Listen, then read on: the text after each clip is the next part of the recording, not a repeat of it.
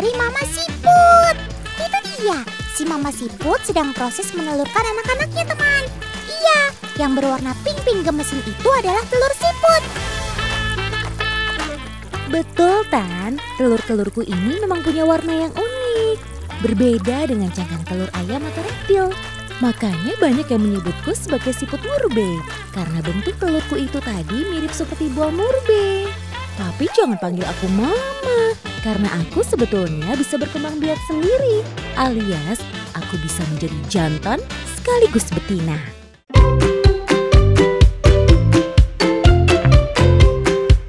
Buaya, wah ajaib sekali kamu Sob. Ngomong-ngomong, tapi kok telurmu bisa keluar satu persatu begitu? Seperti otomatis jalan sendiri. Oh, aku mengandalkan otot perutku, Tan. Telur-telurku ini akan keluar satu persatu hingga terkumpul semua di tempat yang aman. Aku sengaja memilih bertelur di tempat yang kering dan jauh dari air. Alasannya agar telur-telurku ini tidak dimakan ikan. Makanya mungkin kalian sering melihat telur-telurku ada di batang-batang padi, di sekitar sawah, atau di bebatuan dekat dengan sungai. Wah, meskipun kamu hewan kecil, kamu rupanya sangat peduli sama keselamatan anak-anakmu ya Sob.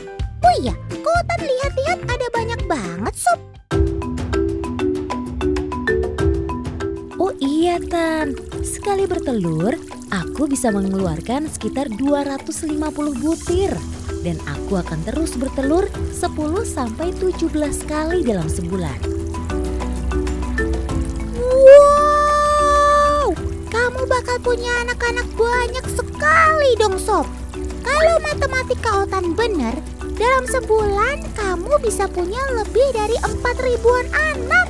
Luar biasa. Ya begitulah Tan, sudah menjadi naluri alamiku menghasilkan ribuan telur seperti ini. Tapi tidak semua telurku akan selamat. Jumlah mereka akan berkurang banyak karena bisa saja dimakan para pemangsa ataupun karena cuaca, baik karena kehujanan atau kepanasan. Tapi kami para siput terlahir sangat tangguh. Makanya kami bahkan bisa hidup di lingkungan tercemar sekalipun. Wah, banyak sekali anakan siputnya. Iya Tan, anak-anakku bisa tumbuh dengan sangat cepat. Mereka berbentuk telur hanya selama kurun waktu 2 minggu saja. 2 minggu selanjutnya mereka akan langsung tumbuh membesar. Dilengkapi rumah alaminya alias cangkang ini Tan. Nah di usia 2 bulan mereka sudah bisa dibilang dewasa dan siap berkembang biak. Luar biasa cepat kan? Nah, Otan dengar-dengar kamu itu herbivora kan Sob? Kamu itu makannya apa sih? Betul sekali Tan, aku ini pemakan daun dan tumbuh-tumbuhan. Uniknya, aku terlahir dengan nafsu makan yang sangat besar. Alias, aku selalu lapar. Dengan makan banyak seperti ini, aku jadi bisa tumbuh besar dengan cepat. Tapi, aku lebih suka makan saat malam hari. Ya, kebiasaan dari lahir sih. Aku aktif sebagai hewan nokturnal. Mungkin kalian suka menganggapku sebagai hewan lamban kan? Tapi lihat deh cara makanku. Cepat kan? Wah, betul juga. Otan gak menyangka kamu makan daun dan batang begitu dengan lahap dan cepat. Loh, Tan? Kenapa telurku diambil manusia itu? Dan anak-anak itu juga mengumpulkan teman-temanku. Apa yang sebenarnya terjadi, Tan? Sabar Sob, sabar. Otan bantu menyelidiki ya. Oh, jadi begini Sob. Rupanya dari ensiklopedia yang Otan baca, kamu itu terkenal dengan nama keongmas. Kamu rupanya bukan hewan asli Indonesia Sob. Dan manusia sangat takut dengan kehadiranmu dan seberapa cepat perkembangbiakanmu. Makanya mereka berusaha menghancurkan telur-telurmu dan mengerem pertumbuhan populasimu. Alasannya karena kamu bisa mengancam matinya tanaman padi yang menjadi sumber makanan manusia. Nih dari berita yang Otan dapat, sekelompok siput mampu menghabiskan 1 petak padi muda hanya dalam waktu 6 malam saja. Itu artinya kamu adalah musibah bagi para petani, Sob.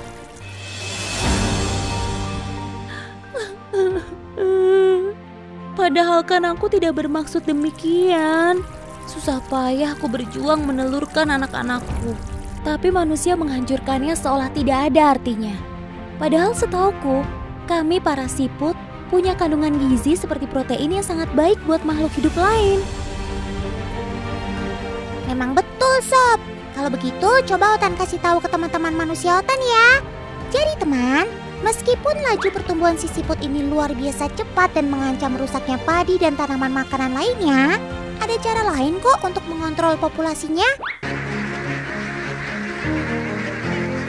Salah satunya dengan mengangon bebek atau unggas-unggas ternak di sawah. Ya, mereka sangat suka sekali makan siput karena mengandung protein yang baik bagi kesehatan dan juga produksi telur mereka. Mereka akan sangat rajin bertelur kalau mereka juga mendapatkan asupan gizi yang baik seperti makan siput-siput di sawah. Otan juga pernah dengar dari para pecinta burung kicau kalau telur-telur siput ini bisa membuat kicauan mereka semakin gacor dan nyaring. Tentu itu semua karena kandungan protein baik yang bisa mereka dapatkan dari bentuk telur si siput tadi. Jadi, daripada dihancurkan dengan sia-sia, lebih baik dimanfaatkan untuk kelangsungan hidup makhluk lain. Lagi pula di alam, para siput ini juga punya pemangsa alaminya, teman.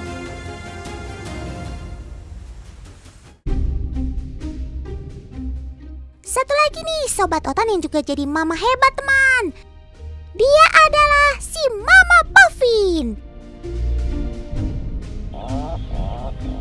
Eits, jangan terkecoh sama wajah imutnya ya. Burung kecil ini ternyata sangat tahan banting dan bermental jagoan loh. Otan bisa aja. Ya memang sih, wajah dan tubuhku ini terbilang unik. Aku punya wajah gabungan antara burung beo dan juga penguin. Ukuran tubuhku juga kecil, sedangkan kakiku berselaput. Jadi menyerupai kaki bebek kan? Tapi itu semua adalah fitur yang membuat si Mama Puffin ini jadi penerbang jarak jauh pelintas samudra, teman. Coba Sob, ceritakan ke teman di rumah, seberapa hebat perjalanan terbangmu? Nah, saat ini aku sedang terbang bermigrasi mencari tempat baru untuk bertelur, Tan. Di tempat asalku udaranya sudah terlalu dingin. Makanya aku harus terbang melewati lautan Atlantik dan Pasifik mencari wilayah yang hangat. Untung saja badanku ringan, Tan. Jadi sayapku mampu mengepak jarak sejauh itu. Sayapku ini bisa membuatku melesat hingga 80 km per jam loh. Dan paruhku yang ramping membuatku bisa melejit menembus angin kencang sekalipun. Nah, nanti saat kelelahan, kami bisa beristirahat di sembarang tempat, Tan. Ya, seperti mengapung di tengah samudera begini. Tubuh kami ini betul-betul ringan, persis seperti bebek. Jadi tidak perlu takut tenggelam meskipun sedang berada di tengah samudera luas, Tan. Wih, tuh kan hebat banget si calon mama ini. Sampai terbang jauh lintas samudera segitunya demi memikirkan rumah baru yang ideal bagi anak-anaknya. Otan salut.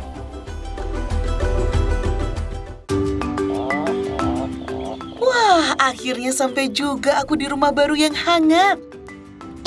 Tapi kok kamu memilih tinggal di tebing-tebing curam dan terjal begitu sih, Sob? Memang nggak takut kamu atau anak-anakmu jatuh? Tenang aja, Tan. Soal sarang, aku akan menggali lubang yang nyaman kok untuk mengerami telur-telurku. Mereka akan tetap di lubang ini sampai mereka cukup dewasa dan belajar terbang. Lagian di sini kan lebih aman dari ancaman hewan-hewan pemangsa. Mereka pasti harus berpikir 2 kali untuk naik ke sini hanya untuk mendapatkan makanan berupa burung kecil. Ditambah lagi, di sini aku bisa mendapatkan makanan dengan mudah. Hah? Masa sih mudah, Sob? Otan lihatnya di situ cuma ada jurang dan lautan lepas begitu. Memang kamu makan apa sih? Nah, aku ini kan burung lautan, Tan. Jadi aku makannya ikan. Terjawab ya, lautan lepas di bawah tebing itulah tempatku nanti mencari makanan. Lihat nih Tan aksiku. Ciat! Wah, aku ini kan penerbang Tan. Jadi lompat dari ketinggian begini adalah hal yang biasa bagiku. Nah, nanti aku akan berburu ikan di bawah sana. Oh iya, aku lupa bilang, kalau aku adalah penyelam handal juga loh. Aku punya bulu yang tahan air dan tahan dingin. Dan kaki selaputku bisa mengepak dengan cepat di dalam air. Ini dia Tan, hasil tangkapanku. Wow, banyak juga kamu dapat ikannya, Sob. Rupanya dalam sekali penyelaman, kamu bisa mendapatkan beberapa ikan sekaligus ya, Sob. Hebat. Tapi Otan yakin, kamu gak cuma berburu untuk mengisi perutmu saja kan? Jelas dong Tan, saat anakku sudah cukup besar, dia akan makan ikan juga. Tapi saat ini dia masih belum bisa mencari makanan sendiri. Makanya aku yang akan berburu dan menyediakan semua kebutuhannya. Dalam sehari, aku dan pasanganku harus menyelam hingga 276 kali agar makanan semua anakku bisa terpenuhi. Semua itu akan terus aku lakukan hingga 45 hari Tan. Wah, berarti kamu harus menyelam 12.000 kali dong Sob, hingga anakmu tumbuh dewasa dan bisa mandiri. Luar biasa, betul-betul mama hebat. Satu hal lagi nih yang bikin Otan salut teman. Para burung pavin ini selalu kompak, baik sebagai pasangan ataupun sebagai kelompok. Iya, mereka akan berpasangan sekali untuk seumur hidup dan berbagi tugas untuk mengurus anaknya. Nah, sebagai kelompok, mereka juga selalu bersama, baik berpindah untuk migrasi maupun saat membangun sarangnya masing-masing.